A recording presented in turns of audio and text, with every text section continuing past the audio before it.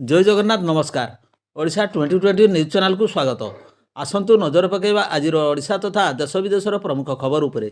किंतु ता पूर्व आपण को गोटे अनुरोध, चैनल को जो मैंने प्रथम कर सब्सक्राइब करूँ आउ पाखरे थिबा बेल आइकन को दबाई दिंतु, जहाँ फल प्रत्येक नूतन वीडियो नोटिफिकेशन आपण सर्वप्रथम पाई परिबे। आजिर प्रथम खबर, राष्ट्रपति द्रौपदी मुर्मू सोमवार अर्थात आज प्रयागराज में होगा महाकुंभ मेला परिदर्शन कर संगम स्नान करेंगे बोली राष्ट्रपति कार्यालय पक्षर कहुई। सूचना अनुसार राष्ट्रपति द्रौपदी मुर्मू 8 घंटारू अधिक समय पर्यंत प्रयागराज में रे। यही समय से संगम में बुड़ पकाई स्नान करने से अक्षयवट एवं बड़ हनुमान मंदिर में दर्शन सह पूजा करेंगे।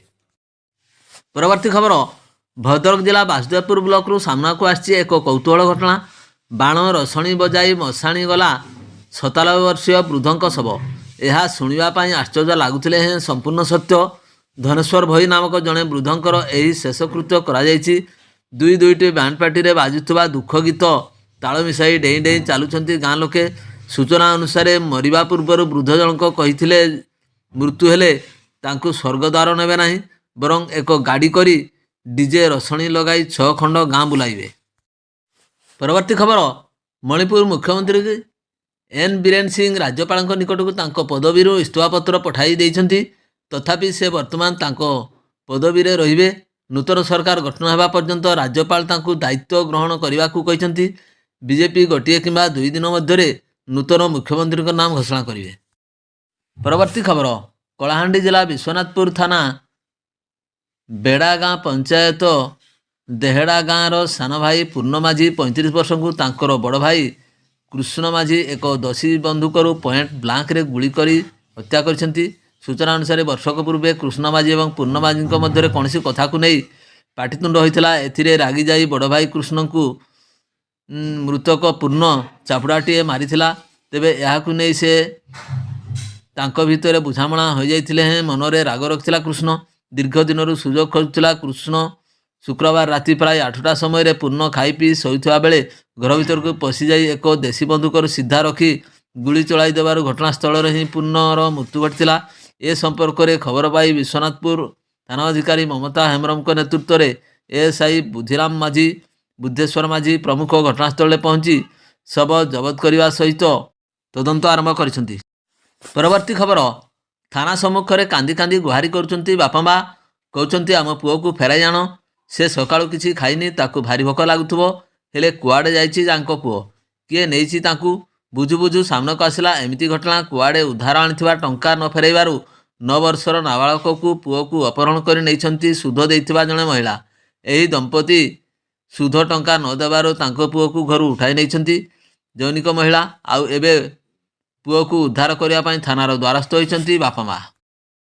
परवर्ती खबर, दिल्ली रे काहाकू मुख्यमंत्री करबा बीजेपी एने समस्ते यहाँ अपेक्षा करछन्ति।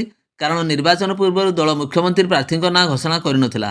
किए दिल्ली मुख्यमंत्री हेबो ताहा एपर्यंत जना पड़ नथिले हैं। प्रधानमंत्री नरेंद्र मोदी अमेरिका गस्तरू फेरिबा परे शपथ ग्रहण उत्सव हेबो बोली जଣା पड़छि। सूचनायोग्य प्रधानमंत्री आसंता 12 एवं 13 रे अमेरिका गस्त करिवे। परवर्ती खबर, 3 दफा दाबी नहीं आसंता 16 तारिख में विधानसभा घेरिवे समस्त वर्गर प्राथमिक शिक्षक। राज्य सरकार शिक्षा को गुरुत्व देउना। 2010 रे शिक्षा अधिकार नियम लागू होइतिले मध्य सरकार यहाकू आदु कार्यकारी करूना। आदर्श विद्यालय नाम रे प्रति पंचायत रे गोदावरी विद्यालय खोली अन्य विद्यालय को बंद करने को बसचंती। 2022 रे समस्त विभाग को ठिका नियुक्ति उठाई सेमानकर 6 वर्षर चुक्ति काल को नेशनल इंक्रीमेंट देई सही कर्मचारी मानकू नियमित करा जायथिला। 2001 मसीहारू नियुक्ति पाइथिबा प्राथमिक शिक्षक मानकू उपेक्षा करागला। तेणे विभिन्न दाबी रे आसंता 16 तारिख रे शिक्षक माने आंदोलन को ओह्लाइबार चेतावनी दैछन्ति। परवर्ती खबर, छत्तीसगढ़ बीजापुर जिले में रविवार सुरक्षा बाहिनी सह एनकाउंटर 31 जन नक्सल निहत होइछन्ति।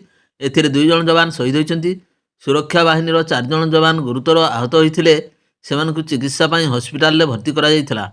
हेले सेठारे 2 जन आखि बुझिले। बाकी 2 जन जवान वर्तमान विपदमुक्त अछन्ति एवं सेमानकू उन्नत चिकित्सा पई एक उच्चतर केन्द्र को पठा जायछि।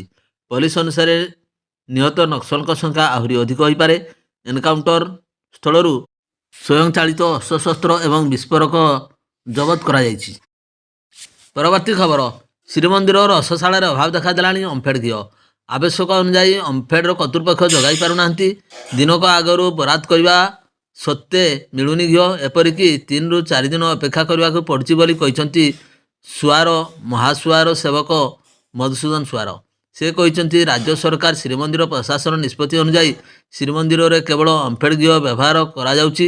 ମହାପ୍ରସାଦଠୁ ଆରମ୍ଭ କରି ଶୁଖିଲା ଭୋଗ ପ୍ରସ୍ତୁତି ଓମଫେଡ୍ ଘିଅ ବ୍ୟବହାର ହେଉଛି। ଦିନକୁ ପାଖାପାଖି 100 ଟିଣ ବା 15 ଲିଟର ଆବଶ୍ୟକ ହେଲେ ନିୟୋଗ ନିକଟରେ ଆବଶ୍ୟକ ମୁତାବକ ଘିଅ ମହଜୁଦ ରଖିବାରେ ଓମଫେଡ୍ କର୍ତ୍ତୃପକ୍ଷ ଫେଲ୍ ମାରୁଛନ୍ତି। ପରବର୍ତ୍ତୀ ଖବର, ପାରିବାରିକ କଳହର କରୁଣ ପରିଣତି। ବଲାଙ୍ଗୀରରୁ ସ୍ୱାମୀ ସ୍ତ୍ରୀଙ୍କ ଝୁଲନ୍ତା ମୃତଦେହ ଉଦ୍ଧାର। ଚାଷ ଜମିରୁ ଉଦ୍ଧାର ହୋଇଛି ଉଭୟଙ୍କର ମୃତଦେହ। ବଲାଙ୍ଗୀର ସଇଁତଳା ଥାନା ଅଞ୍ଚଳରୁ ସାମ୍ନାକୁ ଆସିଛି ଏହି ଘଟଣା। ତେବେ ଉଭୟ ସ୍ୱାମୀ ସ୍ତ୍ରୀ ଗତ 2 ମାସ ତଳେ ବିବାହ କରିଥିଲେ। ହେଲେ ରାତିରେ ଉଭୟଙ୍କ ମଧ୍ୟରେ ହୋଇଥିଲା ଝଗଡ଼ା। ଏନେଇ ଏହି ଘଟଣାର ଖବର ପାଇ ସଇଁତଳା ପୋଲିସ ଘଟଣାସ୍ଥଳରେ ପହଞ୍ଚି ତଦନ୍ତ ଆରମ୍ଭ କରିଛି। ତେବେ ଏହି ଆତ୍ମହତ୍ୟାର କାରଣ ପାରିବାରିକ କଳହ ନା ରହିଛି ନା ଅନ୍ୟ କୌଣସି ତାହା ସ୍ପଷ୍ଟ ହୋଇପାରିନି। ପରବର୍ତ୍ତୀ ଖବର, ଅସୁସ୍ଥ ଅଛନ୍ତି ବରିଷ୍ଠ ଅଭିନେତା ଉତ୍ତମ ମହାନ୍ତି। ଲିଭର ସିରୋସିସ୍ ରୋଗରେ ପୀଡ଼ିତ ଥିବାରୁ ଦିଲ୍ଲୀର ଏକ ଘରୋଇ ହସ୍ପିଟାଲରେ ଚିକିତ୍ସା ଜାରି ରହିଛି। ଏହି ଖବର ଶୁଣିବା ପରେ ଉତ୍ତମ ମହାନ୍ତିଙ୍କ ଆଶୁ ଆରୋଗ୍ୟ କାମନା କରିଛନ୍ତି ମୁଖ୍ୟମନ୍ତ୍ରୀ ମୋହନ ଚରଣ ମାଝୀ। ଉତ୍ତମ ମହାନ୍ତି ରାଜଧାନୀର ଏକ ଘରୋଇ ହସ୍ପିଟାଲରେ ଚିକିତ୍ସା ହେଉଥିବା ବେଳେ ତାଙ୍କ ସ୍ୱାସ୍ଥ୍ୟ ଅବସ୍ଥା ଗୁରୁତର ହେବାରୁ ରାତିରେ ଏୟାର ଆମ୍ବୁଲାନ୍ସ ଯୋଗେ ଦିଲ୍ଲୀ ନିଆଯାଇଥିଲା। ସେଠାରେ ବର୍ତ୍ତମାନ ତାଙ୍କର ଚିକିତ୍ସା ଚାଲିଛି। ପରବର୍ତ୍ତୀ ଖବର, ପଟ୍ଟାମୁଣ୍ଡାଇରେ ଅଘଟଣ। ଦୋକାନରେ ନିଆଁ ଲାଗି ଜଣେ ମହିଳା ଜୀବନ୍ତ ଦଗ୍ଧ। ଏମିତି ଦୁଃଖଦ ଘଟଣା ଘଟିଛି ପଟ୍ଟାମୁଣ୍ଡାଇ ଥାନା ଅନ୍ତର୍ଗତ ମୁକ୍ତାପୁର ଛକରେ।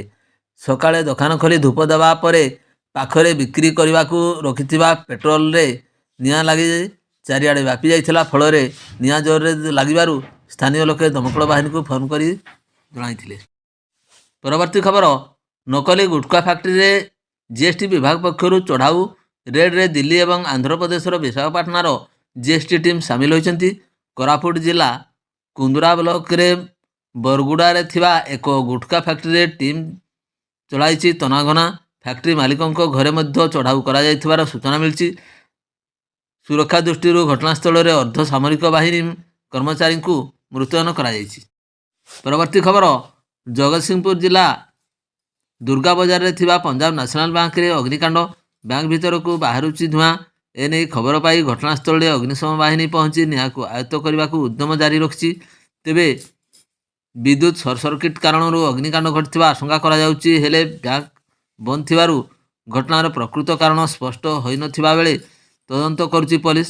ସେପଟେ ଏହି ଘଟଣାକୁ ନେଇ ସ୍ଥାନୀୟ ଅଞ୍ଚଳରେ ଆତଙ୍କ ଖେଳିଯାଇଛି। ପରବର୍ତ୍ତୀ ଖବର, ଭୌମୀ ଏକାଦଶୀ ଏବଂ ଛୁଟି ଦିନ ଯୋଗୁଁ ଶ୍ରୀମନ୍ଦିରରେ ଶ୍ରଦ୍ଧାଳୁଙ୍କର ଭିଡ଼ ଜମିଥିଲା। ସିଂହଦ୍ୱାର ବାରିକେଡ୍ ଠାରୁ ବଡ଼ଦାଣ୍ଡ ପର୍ଯ୍ୟନ୍ତ ଲମ୍ବା ଧାଡ଼ିରେ ଶ୍ରଦ୍ଧାଳୁ ଛିଡ଼ା ହୋଇ ରହିଥିଲେ।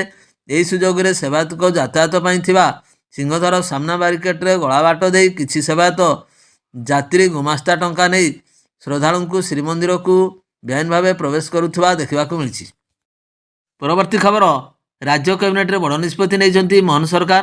ରାଜ୍ୟରେ ସରକାରୀ କର୍ମଚାରୀମାନଙ୍କ ପାଇଁ ୟୁନିଫାଏଡ୍ ପେନ୍ସନ୍ ସ୍କିମ୍ ବା ଏକୀକୃତ ପେନ୍ସନ୍ ଯୋଜନାକୁ ମଞ୍ଜୁରୀ ମିଳିଛି। ଏଣିକି ଏନ୍ପିଏସ୍ ଦ୍ୱାରା ପରିଚାଳିତ ସରକାରୀ କର୍ମଚାରୀ ୟୁପିଏସ୍ ବା ଏକୀକୃତ ପେନ୍ସନ୍ ପାଇବେ।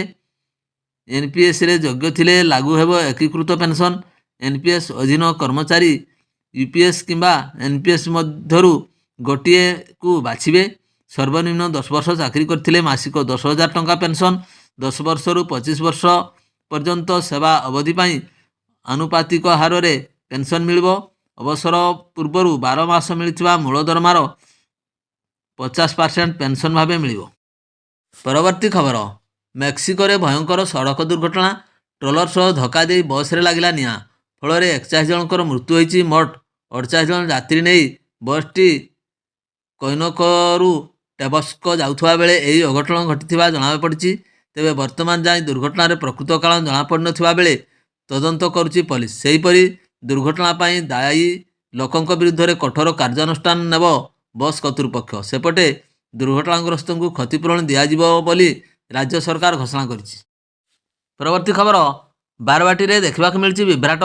ଅଧାରୁ ଅଟକିଗଲା ଭାରତ ଇଂଲଣ୍ଡ ମୁକାବିଲା। ଫ୍ଲଡ୍ ଲାଇଟ୍ ସମସ୍ୟା କାରଣରୁ ଦ୍ୱିତୀୟ ଦିନିକିଆ ମ୍ୟାଚ୍ କିଛି ସମୟ ପାଇଁ ବନ୍ଦ ହୋଇଯାଇଛି। ପଡ଼ିଆ ଛାଡ଼ିଛନ୍ତି ଖେଳାଳି। ଭାରତ ଇଂଲଣ୍ଡ ମ୍ୟାଚ୍ର ଦ୍ୱିତୀୟ ଇନିଂସ ସମୟରେ ଏଭଳି ଲଜ୍ଜାଜନକ ଘଟଣା ଦେଖିବାକୁ ମିଳିଛି। ଫ୍ଲଡ୍ ଲାଇଟ୍ ସମସ୍ୟା କାରଣରୁ ଭାରତୀୟ ଅଧିନାୟକ ରୋହିତ ଶର୍ମା ବିରକ୍ତି ଭାବ ପ୍ରକାଶ କରିଥିଲେ। ଲଗାତାର ଭାବରେ ଏ ସମସ୍ୟା ହେବାରୁ ମ୍ୟାଚ୍ ବନ୍ଦ ହୋଇଯାଇଥିଲା। ଭାରତ ପାଖାପାଖି 48 ରନ୍ କରିଥିବା ସମୟରେ ଏହିଭଳି ଘଟଣା ସାମ୍ନାକୁ ଆସିଛି। ଭିଡ଼ିଓଟିକୁ ଶେଷ ପର୍ଯ୍ୟନ୍ତ ଦେଖିଥିବାରୁ ଅନେକ ଅନେକ ଧନ୍ୟବାଦ।